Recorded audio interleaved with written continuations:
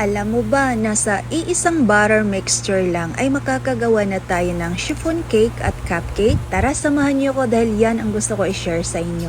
So simulan natin sa dry ingredients. Gagamit lang tayo ng 2 and 1/2 cup of cake flour, 1 tablespoon of baking powder, 1/4 teaspoon of pink Himalayan salt, and then i-strain lang natin ito. Pagkatapos i-set aside lang muna natin. At para naman sa ating wet ingredients, gagamit lang tayo dito ng 8 pirasong egg yolk at i-whisk lang natin ito hanggang magiging pale yung color nito.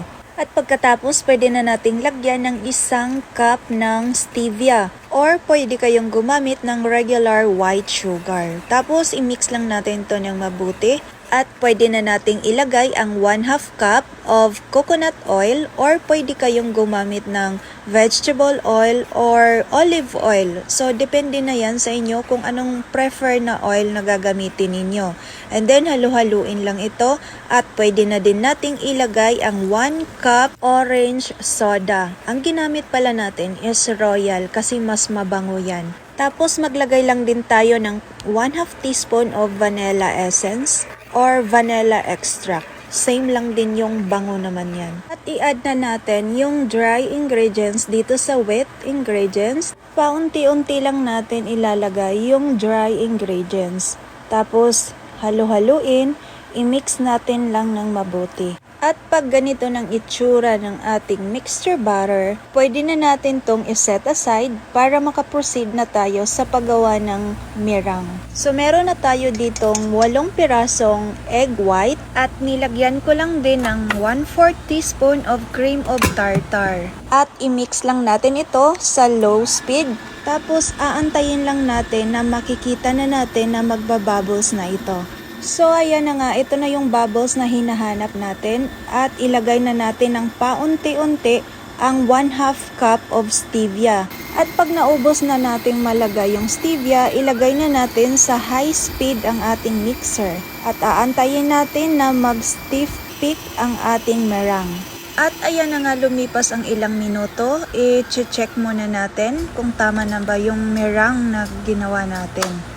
Ay wow, perfect! So ito yung hinahanap natin na stiff peak. Ayan, so kailangan ganito yung itsura ng ating meringue. So ipapakita ko sa inyo kung ano yung tinutukoy ko na stiff peak.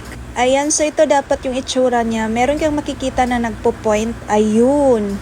At lagi ninyong tandaan na pag ganito ka-perfect ang pagkagawa ninyo sa meringue, ibig sabihin po niyan, walang palpak na magaganap sa chiffon cake ninyo.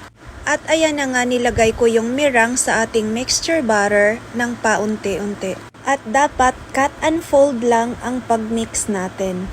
At dahil kalahati na yung na-mix natin, so pwede na nating ibuhos yung mixture batter dito sa natira na meringue. Pagkatapos, ganun pa rin, cut and fold lang yung pagmix natin. At pag nahalo na natin ng mabuti, pwede na nating i-transfer dito sa ating baking pan. So ito yung magiging chiffon cake natin. At naglagay nga lang po ako ng baking paper dito sa ating baking pan para hindi didikit mamaya. So ito naman yung magiging cupcake natin. Gumamit lang ako dito ng paper cupcake molder. Sa shopping online ko lang ito nabili. At ayan na nga, pwede na natin itong isalang sa ating preheated oven at 180 Celsius for 45 minutes. At ayan na nga, lumipas ang 45 minutes. Ito na nga yung cupcake natin. Luto na. Ang ganda ng pagkaluto, no? So next naman nating lutuin yung chiffon cake.